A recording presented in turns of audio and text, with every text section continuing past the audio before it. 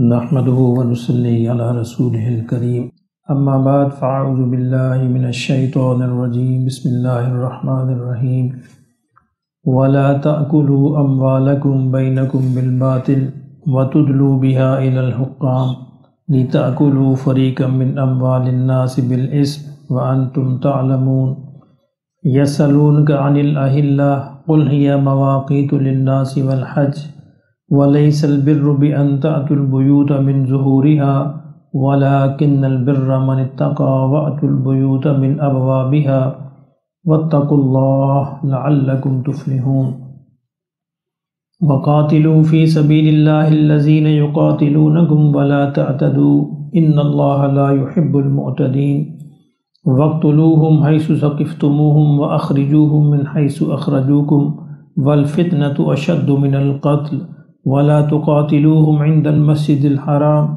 حتى يقاتلوكم فيه فإن قاتلوكم فاقتلوهم كذلك جزاء الكافرين فإن انتهوا فإن الله غفور رحيم وقاتلوهم حتى لا تكون فتنة ويكون الدين لله فإن انتهوا فلا عدوان إلا على الظالمين صدق اللہ العظیم۔ اس سے پہلے رمضان کا بیان چل رہا تھا جس میں اللہ رب العزت نے ارشاد فرمایا کہ رمضان اس لیے میں نے فرض کیا ہے تاکہ تمہارے اندر تقوی پیدا ہو، اور تقوی جب پیدا ہوتا ہے پھر تقوی کا لازمی تقاضا ہے کہ انسان اپنی زندگی کے سارے معاملات میں پرہیز کرتا ہے، احتیاط کرتا ہے۔ تو تقوی کا ہی تقاضا ہے کہ انسان مال کے بارے میں بھی بڑا حساس ہوتا ہے کہ کیسے کماتا ہے، کیسے خرچ کرتا ہے۔ اب اسی ضمن میں مال کا بیان آ رہا ہے وَلَا تَأْكُلُوا أَمْوَالَكُمْ بَيْنَكُمْ بِالْبَاطِلِ، فرمایا کہ آپس میں ایک دوسرے کے مال غلط طریقے سے، باطل طریقے سے نہ کھاؤ۔ اچھا، باطل طریقہ کیا ہے؟ اس کو ڈیفائن کرنے کی ضرورت نہیں ہے، ہر بندہ جانتا ہے، ضمیر انسان کو بتا دیتا ہے کہ یہ میں غلط کر رہا ہوں یا صحیح کر رہا ہوں۔ ہر معاشرے میں، ہر علاقے میں، ہر جگہ لوگ جانتے ہیں کہ یہ مال کمانے کا غلط طریقہ ہے، یہ صحیح طریقہ ہے، یہ خرچ کرنے کا صحیح طریقہ ہے، یہ غلط طریقہ ہے۔ یہ انسانی فطرت کے اندر موجود ہے۔ اس لیے فرمایا کہ تم اس بات کو سمجھتے ہو، جانتے ہو، ایک دوسرے کے مال غلط طریقے سے استعمال نہ کرو، نہ کھاؤ، کیونکہ یہ بڑا حساس معاملہ ہے۔ قیامت کے دن حضور صلی اللہ علیہ وسلم نے ارشاد فرمایا جس کا مفہوم یہ ہے کہ انسان کے پاؤں اپنی جگہ سے نہیں ہل سکتے جب تک کہ 4 سوالوں کے جواب نہ دے لے۔ لازمی جو کمپلسری جو کوسچن ہیں جو ہر ایک سے ہونے ہیں، ان کے اندر ایک سوال یہ بھی ہے کہ مال کیسے کمایا، کیسے خرچ کیا۔ دونوں چیزیں بڑی امپورٹنٹ ہیں، مال کا کمانا بھی اور اس کا خرچ کرنا بھی، دونوں کے بارے میں سوال ہوگا کہ کیا کمایا حلال ذرائع سے ہے اور کیا خرچ کیا حلال ذرائع سے ہے۔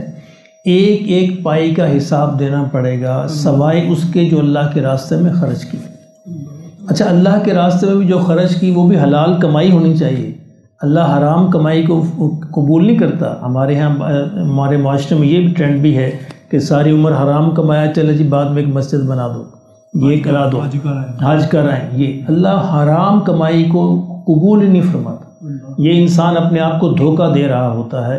راست وہی قبول ہوتا ہے جو حلال کمائی سے ہو، اور اس کا اللہ کے حضور کوئی حساب نہیں ہوگا۔ باقی اگر اپنی ذات پہ بھی خرچ کر رہا ہے تو اس کو بھی جسٹیفائی کرنا پڑے گا اللہ کے حضور کہ میں نے صحیح کیا۔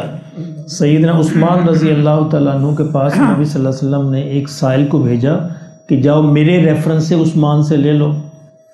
دیکھا کہ عثمان رضی اللہ تعالیٰ عنہ اپنی بیوی پر اس بات سے جھگڑ رہے ہیں کہ تو نے یہ دیا کیوں جلایا، فضول خرچی کی ہے، اس کی کیا ضرورت تھی۔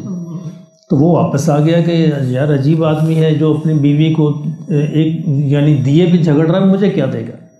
پھر راستے میں خیال آیا، پھر واپس گیا کہ چلو ایک دفعہ پوچھ لیتا ہوں۔ تو پھر سیدنا عثمان سے پوچھا کہ مجھے حضور صلی اللہ علیہ وسلم نے بھیجا ہے، میری فلاں ضرورت ہے، کہ ٹھہرو۔ تو گھر گئے اور جا کے اندر سے ایک پورا ایک جو کہتے ہیں بورا جو ہے پورے کا پورا درموں کا بھرا ہوا اٹھایا، جا کے اس کو دے دیا۔ اب وہ حیران پریشان ہے، اس نے کہا جی ایک بات پوچھوں، چند لمحے پہلے میں نے اس طرح کی آواز سنی تھی، یہ مکان تو چھوٹے چھوٹے تھے، گھر سے باہر آواز آتی تھی، تو یہ کیا معاملہ، میرے بارے میں آپ نے اتنی فیاضی کی کہ پورے کے پوری بوری مجھے بھر کے دے دی، اس نے کہا کہ بیٹا بات یہ ہے کہ وہ جس بات پہ بیوی سے جھگڑا کر رہا ہے اس کا مجھے حساب دینا ہے، وہ مجھے جسٹیفائی کرنا ہے اللہ کے حضور، اور یہ جو میں تمہیں دے رہا ہوں اس کا کوئی حساب نہیں ہے، تو یہ تو مجھے میرے کریڈٹ میں جائے گا، مجھے ملے گا۔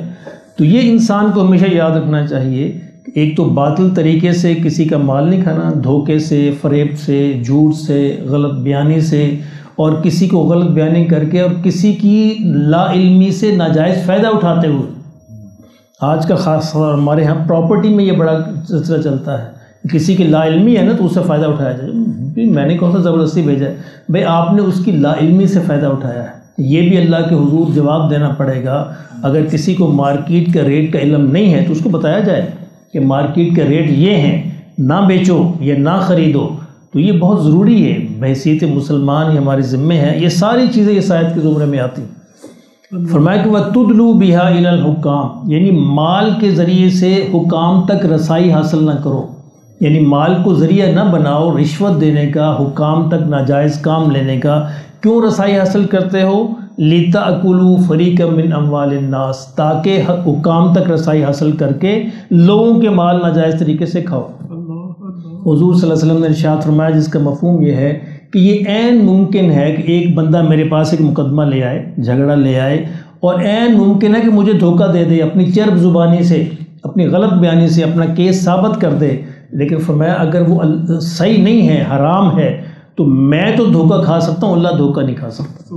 قیامت کے نزدیک حرام حرام ہی رہے گا، حلال حلال ہی رہے گا۔ جج کو دھوکہ دیا جا سکتا ہے، عدالت غلط فیصلہ کر سکتی ہے، لیکن فرمایا اللہ کے حضور جواب دینا پڑے گا۔ عدالت سے تو بچ گئے، دنیا کے اندر بچ گئے، غلط بیانی کر کے جج دھوکہ کھا گیا، جج کو بھی پوچھنی ہوگی چونکہ تم نے کیس ہی ایسا پریزنٹ کیا ہے، لیکن اللہ کے حضور تمہیں جواب دینا پڑے گا، وہاں پہ حرام حرام ہی رہے گا، حلال حلال ہی رہے گا۔ فرمایا کہ لوگ جو ہے حکام سے رسائی حاصل کرنے کے لیے یہ مال خرچ کرتے ہیں تاکہ دوسروں کے مال وہ غلط طریقے سے کھائیں۔ وَأَنْتُمْ تَعْلَمُونَ، فرمایا تم اس بات کو جانتے ہوتے، ایسا نہیں کہ بے خبر ہوتے ہو، جان بوجھ کر کرتے ہو، اور تمہیں اللہ کے حضور اس کا جواب دینا پڑے گا۔ یسألونک عن الأہلہ، فرمایا کہ نبی صلی اللہ علیہ وسلم یہ آپ سے چاند کے بارے میں سوال کرتے ہیں۔ صحابہ کرام نے نبی صلی اللہ علیہ وسلم سے بہت کم سوالات پوچھے ہیں، ٹوٹل ملا کے 14 منتیں جو قرآن میں آئے ہیں، اس ڈر سے کہ کہیں اس امت پر سختیاں نہ آ جائیں، جس سے بنی اسرائیل پہ آئی تھی۔ انہی میں سے ایک سوال یہ تھا، حضور صلی اللہ علیہ وسلم سے پوچھا گیا چاند کے بارے میں، چاند گھٹتا ہے بڑھتا ہے، اس کا کیا راز ہے؟ چونکہ اس زمانے میں جو اجرام فلکی تھے، چاند سورج ستارے، ان کے ساتھ بھی کچھ توہمات وابستہ تھے، لوگ سمجھتے تھے شاید ان سے بھی ہماری قسمت پر کوئی اثر پڑتا ہے، اور یعنی عجیب ستم ظریفی کہ آج بھی لوگ سمجھتے ہیں، آج بھی لوگ ستاروں کی چالوں سے پوچھتے ہیں اور اپنے آپ کو سمجھتے ہیں کہ ہماری قسمت پر اثر انداز ہو سکتے ہیں۔ اور کسی نے بڑا وہ خوب کہا نا شعر کہ چاند ستاروں سے کیا پوچھوں، کب میرے دن پھرتے ہیں، یہ تو بیچارے خود ہیں بیکاری، ڈیرے ڈیرے پھرتے ہیں۔ یہ حیثیت کیا ہے؟ یہ تو اللہ کی مخلوق ہے۔ تو فرمایا صحابہ نے بھی اسی توہمات جو مشرکین کے اندر پھیلے ہوئے تھے پوچھا نبی صلی اللہ علیہ وسلم سے کہ چاند کا جو گھٹنا اور بڑھنا یہ ہے، یہ کیا ہے؟ تو حضور نے فرمایا صلی اللہ علیہ وسلم، کل آپ ان سے فرما دیجیے، اللہ کی طرف سے جواب آ رہا ہے، آپ ان سے فرما دیجئے ہی مواقیت للناس والحج، ان کی کوئی حیثیت نہیں سوائے ٹائم کے دیکھنے کے۔ یعنی یہ جو اجرام فلکی ہم نے چاند اور سورج بنائے ہیں، ایک اور جگہ ایک اور صورت میں بنی اسرائیل میں اللہ نے سورج کے بارے میں یہی بتایا کہ یہ ہم نے انسانوں کے ٹائم دیکھنے کے لیے بنائے، ان سے لوگ ٹائم معلوم کر سکتے ہیں، موسم ان سے معلوم کر سکتے ہیں، دن رات معلوم کر سکتے ہیں۔ قل ہی مواقیت للناس، یہ انسانوں کے ٹائم اوقات کے جانچنے کا ذریعہ ہیں، والحج، اور حج کے جاننے کے، یعنی عبادات بھی ہم نے کچھ ان سے وابستہ کر دی ہیں، یعنی کب محرم شروع ہوگا، کب ذی الحج شروع ہوگا، کب رمضان شروع ہوگا، بس یہ ہے۔ فرمایا ان کا فائدہ یہ ہے، باقی یہ تمہاری قسمت پہ اثر انداز ہوں گے، ان کی کوئی حیثیت نہیں ہے، یہ بھی ہماری مخلوق ہے جس طرح باقی سب مخلوق ہیں۔ فرمایا کہ آپ ان سے فرما دیجئے کہ یہ چاند بھی جو ہے یہ انسانوں کے لیے وقت کے جاننے کا ایک ذریعہ ہے اور حج کے معلوم کرنے کا ذریعہ ہے۔ وَلَيْسَ الْبِرُّ بِأَن تَأْتُوا الْبُيُوتَ مِن ظُهُورِهَا، اور فرمایا نیکی یہ نہیں ہے کہ تم اپنے گھروں میں پیچھے سے آؤ۔ یہ ایک بدعت تھی جو مشرکین نے ایجاد کر لی تھی کہ جب وہ احرام باندھ لیتے حج کا تو یہ سمجھتے کہ جب ہم نے احرام باندھ لیا اب اگر کسی کام کے لیے گھر میں آنا ہے تو گھروں کے دروازے سے داخل نہیں ہوتے تھے، پیچھے سے دیوار پھلان کے داخل ہوتے یا وہاں پہ کھڑکی بنا لیتے اور یہ حرکت کرتے تھے۔ اللہ نے کہا کہ یہ کوئی نیکی نہیں ہے کہ اپنی طرف سے تم نے ایک بات ایجاد کر لی ہے، یہ کوئی نیکی نہیں ہے کہ تم گھروں میں پیچھے سے آؤ دیوار پھلانگ کے، وَلَٰكِنَّ الْبِرَّ مَنِ اتَّقَىٰ، فرمایا نیکی یہ ہے جو تقوی اختیار کرے، جس کے دل میں اللہ کا خوف ہو، اللہ کا ڈر ہو۔ وَأْتُوا الْبُيُوتَ مِنْ أَبْوَابِهَا، اپنے اسی روٹین سے آؤ، گھروں میں اپنے دروازوں سے آؤ، اس سے کوئی فرق نہیں پڑے گا چھلانگے لگا کے پیچھے سے آؤ تو تم سمجھو نیکی کر لیے، یہ کوئی نیکی نہیں ہے۔ وَاتَّقُوا اللَّهَ، اللہ سے ڈرو، یہ نیکی ہے۔ لَعَلَّكُمْ تُفْلِحُونَ، تاکہ تم فلاح پاؤ، تمہیں کامیابی ملے۔ وَقَاتِلُوا فِي سَبِيلِ اللَّهِ الَّذِينَ يُقَاتِلُونَكُمْ، فرمایا ان سے لڑو، ان سے جنگ کرو اللہ کے راستے میں، الَّذِينَ يُقَاتِلُونَكُمْ، جو تم سے جنگ کرتے ہیں۔ یہ وہ پہلا حکم ہے جو مکہ مکرمہ سے ہجرت کرنے کے بعد مدینہ میں مسلمانوں پر نازل ہوا۔ اس سے پہلے جو مکہ میں 13 برس سے مسلمانوں پر پابندی تھی کہ وہ کوئی ریئیکٹ نہیں کریں گے، کوئی ریئیکشن شو نہیں کریں گے، صبر کریں گے بس۔ لیکن مدینہ میں جا کر جب اسلامک سٹیٹ وجود کے اندر آ گئی تب اللہ نے حکم فرمایا کہ اب تم ریئیکٹ کر سکتے ہو، اب تم ان کو جواب دے سکتے ہو۔ ایک وجہ یہ تھی۔ دوسری وجہ یہ تھی کہ 6 ہجری میں جب نبی صلی اللہ علیہ وسلم تشریف لے گئے عمرہ کے لیے اور کفار نے روک دیا حدیبیہ کے مقام پر، صلح حدیبیہ ایک مشہور واقعہ ہے، اور وہاں پہ ایک شرط یہ لگائی کہ اس سال عمرہ نہیں کریں گے، واپس جائیں گے اور اگلے سال عمرہ ادا کرنے کے لیے آئیں گے۔ نبی صلی اللہ علیہ وسلم کی یہ شرط مان لی اور آپ واپس تشریف لے گئے۔ صلح حدیبیہ پورا واقعہ ہے، اور پھر اگلے برس 7 ہجری میں آپ عمرہ کرنے تشریف لے گئے۔ اس وقت صحابہ کے دل میں یہ خیال آیا کہ کفار کے وعدے کا کیا پتہ کہ وعدہ پورا نہ کریں، اگر اب بھی انہوں نے کوئی جنگ شروع کر دی تو اللہ نے کہا اب تمہیں اجازت ہے، اب تمہیں اجازت ہے، اگر وہ وعدہ نہ کرو وقاتلوا، تم بھی لڑو، الذین یقاتلونکم، ان سے جو تم سے جنگ کرتے ہیں، لیکن ولا تعتدوا، اس میں بھی زیادتی نہ کرنا۔ ان اللہ لا یحب المعتدین، اللہ زیادتی کرنے والوں کو پسند نہیں کرتا۔ یعنی دیکھیے آپ معیار دیکھیے اسلام کا کہ اسلام جنگ کے دوران بھی زیادتی پسند نہیں کرتا، صرف اسی سے لڑا جائے گا جو آپ سے لڑتا ہے، اور جو جنگ کے اندر شامل ہے اس سے نہیں لڑا جائے گا، بچوں سے نہیں لڑا جائے گا، عورتوں سے نہیں لڑا جائے گا، درختوں کو نہیں کاٹا جائے گا، راہب پادری جو پجاری ہیں دوسرے مذہبوں کے بھی ان سے نہیں لڑا جائے گا، صرف اس کے ساتھ قتال ہوگا جو آپ سے براہ راست جنگ کے اندر موجود ہیں۔ ولا تعتدوا، فرمایا زیادتی نہ کرنا، ان اللہ لا یحب المعتدین، اللہ زیادتی کرنے والوں کو پسند نہیں کرتا۔ وَاقْتُلُوهُمْ حَيْثُ ثَقِفْتُمُوهُمْ، ہاں یہ جو زیادتی کرنے والے ہیں ان کو قتل کرو جہاں بھی تم پاؤ۔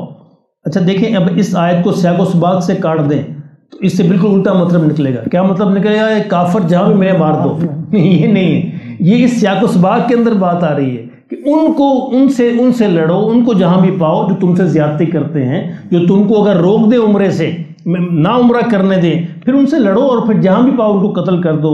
وَأَخْرِجُوهُمْ، اور ان کو نکال دو وہاں سے، مِنْ حَيْثُ أَخْرَجُوكُمْ، جہاں سے انہوں نے تم کو نکالا تھا، مکہ سے نکالا تھا نا تم کو۔ یہ آیتیں پورے ایک سیاق و سباق کے اندر چل رہی ہیں، یہ اس کے بغیر نہیں ہے۔ اور ان کو تم وہاں سے نکال دو جہاں سے انہوں نے تم کو نکالا تھا۔ وَالْفِتْنَةُ أَشَدُّ مِنَ الْقَتْلِ، فرمایا اس گھبراؤ نہیں قتل کرنے سے، کیوں؟ فتنہ اس سے بھی زیادہ شدید ہے۔ فتنہ کسے کہتے ہیں؟ فتنہ اس یہاں پہ جس سینس میں ہے اس سے مراد یہ ہے جس کو انگریزی میں کہتے ہیں پرسیکیوشن، یعنی کسی کے عقائد کو جبراً تبدیل کرنا، یہ پرسیکیوشن ہے، کسی کو مجبور کرنا کہ وہ اس کے عقائد کو مانے، اس کے نظریے کو مانے۔ تو فرمایا یہ قریش تو تمہارے ساتھ یہی کرتے ہیں نا، اور یہ فتنہ تم پریشان نہ ہو قتل کرنے سے ان کو، کہ انہوں نے جو رویہ اختیار کیا ہے فتنے کا، پرسیکیوشن کا، یہ قتل سے بھی زیادہ سخت ہے۔